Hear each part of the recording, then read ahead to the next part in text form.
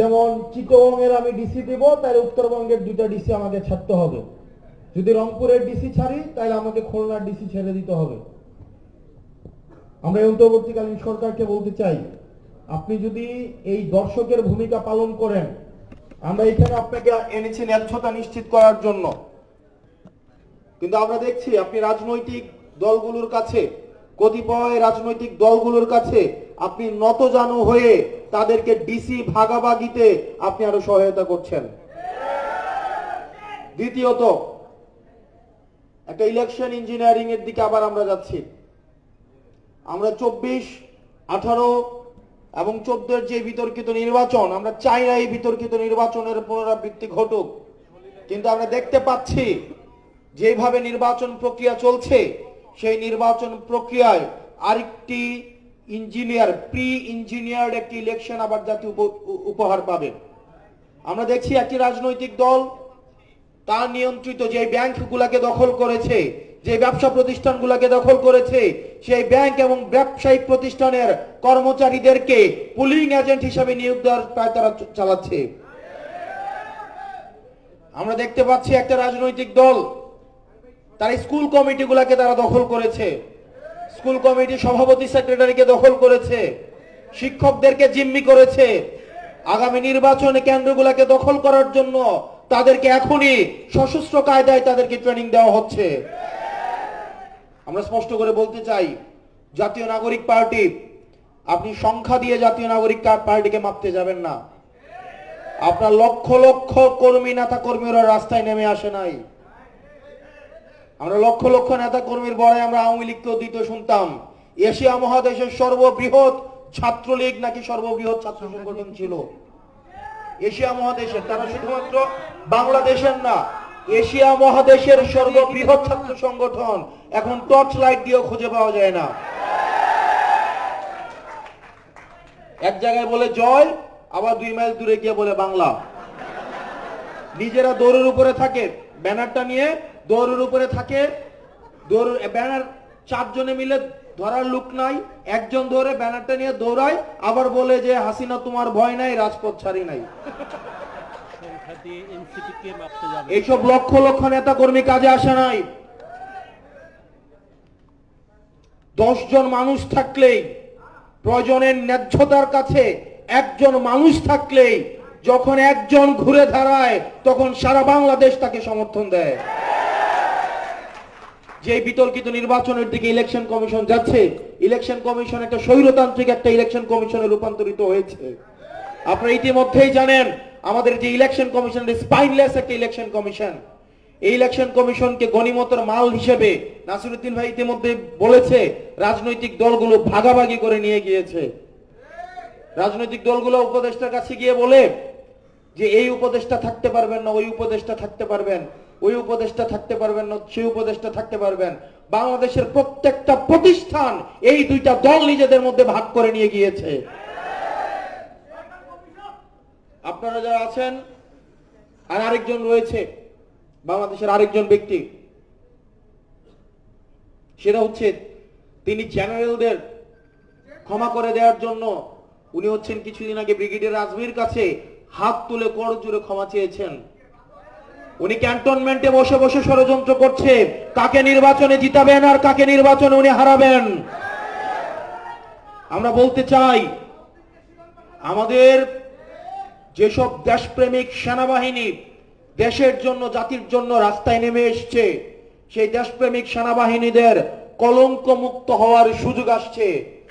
আবার যদি ক্যান্টনমেন্টে বসে আবার বাংলাদেশকে পিছিয়ে দেওয়ার ষড়যন্ত্র করা হয়, আমাদেরকে আপনারা দাবায় রাখতে পারবেন না। কি আমাদের উপরে ট্যাঙ্ক চালাই দিবেন, গুলি করবেন? আমরা আলিফ, আমরা স্নিগ্ধ, মুগ্ধ, আমরা আবু সাইদের উত্তরসূরি। আমাদের উপর দিয়ে ট্যাঙ্ক চালাই দিলেও আমরা রাস্তা থেকে সরব না। আমরা যেই গণতন্ত্র, যেই লুণ্ঠিত গণতন্ত্র, হাসিনা যেই গণতন্ত্র লুণ্ঠন করেছে, আমরা একটা নিরপেক্ষ গ্রহণযোগ্য একটা নির্বাচন জাতিকে উপহার দেওয়ার জন্য আমরা সহায়তা করতে প্রস্তুত। কিন্তু সেইখানে এই রাজনৈতিক দলগুলোর এই ক্ষমতা ভাগাভাগি, প্রশাসন ভাগাভাগি তাদেরকে বন্ধ করতে হবে। আর এখানে আপনারা যারা আছেন আপনাদেরকে সংগঠিত হতে হবে। আপনাদের অনেকেই অভিযোগ করেন যে প্রশাসন হেল্প করছে না, আপনারা অনেকেই বলেন যে পুলিশ হেল্প করছে না, একটা মামলা নিয়ে গেলে বা একটা অভিযোগ নিয়ে গেলে তারা হেল্প করছে না। আমি সবসময় বলি পুলিশের গাড়ি সামনে রেখে একটা রাজনৈতিক কর্মসূচি, আপনাদের রাজনীতি এখনো শুরু হয় নাই। যেদিন পুলিশের গাড়ি পিছনে থাকবে সেই দিন হচ্ছে আপনাদের মূলত রাজনীতি শুরু হবে। আপনি যদি মনে করেন প্রশাসনিক সহায়তা করলে আপনার রাজনীতি আগাবে আর এখন আগাবে না, তাহলে আপনি ভুল রাজনীতি করছেন। আপনাকে আত্মনির্ভরশীল হইতে হবে, নিজের পকেটের টাকা খরচ করে আপনাকে রাজনীতি করতে হবে। আপনি আমাকে জিজ্ঞেস করেন ফাইন্যান্স কোন জায়গা থেকে আসবে, ফাইন্যান্স আপনার নিজের পকেট। আপনি নিজের পকেটের টাকা খরচ করে আপনার রাজনীতি করতে হবে। গত মাসে সেন্ট্রাল কমিটির প্রত্যেকটা মেম্বার থেকে আমরা পকেট থেকে আমরা টাকা সংগ্রহ করেছি। এখন বলতে পারেন আমরা চাঁদাবাজি করছি। আমাদের নিজেদের কর্মীর থেকে, আমাদের নিজেদের সংগঠনে যারা আছে আমরা তাদের থেকে আমরা টাকা নিয়ে হচ্ছে আমাদের এই প্রোগ্রাম, আমাদের কর্মসূচি বাস্তবায়ন করতে হচ্ছে। আপনারা যারা আছেন বিভিন্ন থানা কমিটির, আপনাদের নিজস্ব অর্থনৈতিক কাঠামো আপনাদেরকে গড়ে তুলতে হবে। একই সাথে আপনাদের নিজেদেরকে সেখানে হচ্ছে ডোনেট করতে হবে। আমাদের যে ক্রাউড ফান্ডিং এর যে মডেল রয়েছে আপনাদের সেখানে অংশগ্রহণ করতে হবে। আপনাদেরকে বুঝতে হবে, আপনাদের অনেকেই মনে করেছেন বা অনেকেই ভাবছেন দল ক্ষমতায় যাবে এবং দল ক্ষমতায় গেলে আমরা ক্ষমতার অংশ হিসেবে আমরা রাজনীতি করছি, তাহলে আপনারা ভুল পথে আছেন। যাদের এই চিন্তা রয়েছে তারাই এখনই হচ্ছে আপনারা এনসিপি থেকে ত্যাগ করে আপনারা নিজেদের মতো করে আপনারা অন্য রাজনৈতিক দলে চলে যেতে পারেন। রাজনীতি ক্ষমতায় থাকলে ক্ষমতায় না থাকলেও আমাদের এই রাজনীতি অব্যাহত থাকবে। আমরা যে বাংলাদেশকে, আমরা যে একটা বেটার বাংলাদেশ, যে বাংলাদেশে বৈষম্যহীন একটা বাংলাদেশ উপহার দিতে চাই, সেই বৈষম্যহীন বাংলাদেশ উপহারের যাত্রা আমাদেরকে অব্যাহত থাকবে।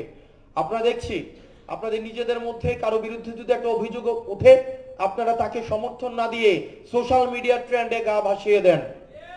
আপনাদেরকে মাথায় রাখতে হবে এই media, social media, bureaucracy, military কেউ এনসিপি কে সমর্থন দেয় না। আমরা এনসিপি নিজের মতো করে আমরা সমৃদ্ধ হয়ে নিজের মতো করে আত্মনির্ভরশীল হচ্ছি। সুতরাং সোশ্যাল মিডিয়ার প্রপাগান্ডায় গা ভাসানোর আগে আপনাদের যেটি করতে হবে আপনাদের ফ্যাক্ট চেক করতে হবে এবং নিজের যে সহযোদ্ধা এই সহযোদ্ধার উপরে আস্থা রাখতে হবে। আমরা দেখা যায় সোশ্যাল মিডিয়াতে বিভিন্ন প্রপাগান্ডা চালানো হয় নিজের সহকর্মীর বিরুদ্ধে, আমরা সোশ্যাল মিডিয়ার উপরে ভিত্তি করে আমরা আমাদের সহকর্মীদের বিরুদ্ধে অবস্থান নিয়ে নেই। আপনার যে সহযোদ্ধা, আপনার যে সহকর্মী, আপনার তাকে আস্থায় রাখতে হবে, তাকে আস্থায় নিতে হবে, তার বিপদে তাকে সমর্থন দিতে হবে, না হয় আপনার সংগঠন কখনোই বড় হবে না। সবশেষ আপনাদের সংগঠনে বিভিন্ন সংগঠন থেকে অনেকে এসছে চর হিসেবে, গুপ্তচর হিসেবে স্যাবোটেজ করার জন্য। দেখবেন যখনই পার্টি একটি সংকটে পড়বে 5 জন পদত্যাগ করবে, যখনই সংকটে পড়বে 5 জন পদত্যাগ করবে। গত 1 মাসে কেউ পদত্যাগ করছে এটা রাজনৈতিক বাস্তবতায়, এটা রাজনৈতিক বাস্তবতায় আপনার সংকট হবে, আপনার সম্ভাবনা তৈরি হবে, আবার সংকট আসবে, আবার সম্ভাবনা তৈরি হবে। এটা রাজনৈতিক পথ চলার অংশ। কিন্তু আপনি যখন সংকটে থাকবেন না, শুধুমাত্র সম্ভাবনায় আপনি এসে যোগ দিবেন, তাহলে ওই কর্মী নিয়ে আমাদের দরকার নাই। এটা বাস্তবতা মেনে নিয়েই আপনাকে আগাতে হবে। একটা রাজনৈতিক দলের সংকট থাকবে, সম্ভাবনা থাকবে, সুযোগ থাকবে, খারাপ সময় যাবে, ভালো সময় যাবে। আমি একটা রাজনৈতিক দলের শুধুমাত্র ভালো সময়ের জন্য আর খারাপ সময় আমি থাকবো না, তাহলে ওই কর্মী দিয়ে আমাদের কোনো লাভ হবে না। আমাদের সব সময়ের জন্য আমাদের প্রয়োজন। আপনারা ভালো থাকবেন, সুস্থ থাকবেন। সার্জিস ইতিমধ্যেই আমাদের সাংগঠনিক গাইডলাইন দিয়েছেন। আগামী 3 দিনের মধ্যে আমরা মহানগর উত্তর এবং দক্ষিণের আমাদের যে কমিটি রয়েছে, আমাদের সুপার 5 বা সুপার 6 অথবা সুপার 4 আমরা যেটাই করি, আগামী 3 দিনের মধ্যে আমরা সেই কমিটি পাবলিশ করব। সেই কমিটির নেতৃত্বে আমাদের হচ্ছে মহানগরের যে থানাগুলো রয়েছে এই থানাগুলো সমন্বয় সভা হবে এবং সবার মধ্য দিয়ে আমাদের কমিটিগুলো পূর্ণাঙ্গ করা হবে। আপনারা ভালো থাকবেন, সুস্থ থাকবেন। আপনাদের সাথে লড়াই এবং সংগ্রামে দেখা হবে। আপনাদেরকে শুধুমাত্র একটা বিষয় সতর্ক করে দিয়ে যাই, আমাদের সামনের যে দিনটা রয়েছে অনেক বেশি চ্যালেঞ্জিং, অনেক বেশি সংকটের। আমাদের সামনের দিনগুলোতে আপনারা যদি মনে করে থাকেন যে সামনের দিনগুলো আপনাদের অনেক বেশি হচ্ছে আরামে কাটবে, অনেক বেশি প্রাপ্তির। সামনের দিনগুলো প্রাপ্তির না, বরং সামনের দিনগুলো হচ্ছে ত্যাগের, সামনের দিনগুলো হচ্ছে সংকটের, সামনের দিনগুলো হচ্ছে চ্যালেঞ্জের। কিন্তু এই চ্যালেঞ্জ যদি অতিক্রম করতে পারি তাহলে আপনারা ইতিহাসের অংশ হবেন। আসসালামু আলাইকুম। ইনকিলাব জিন্দাবাদ।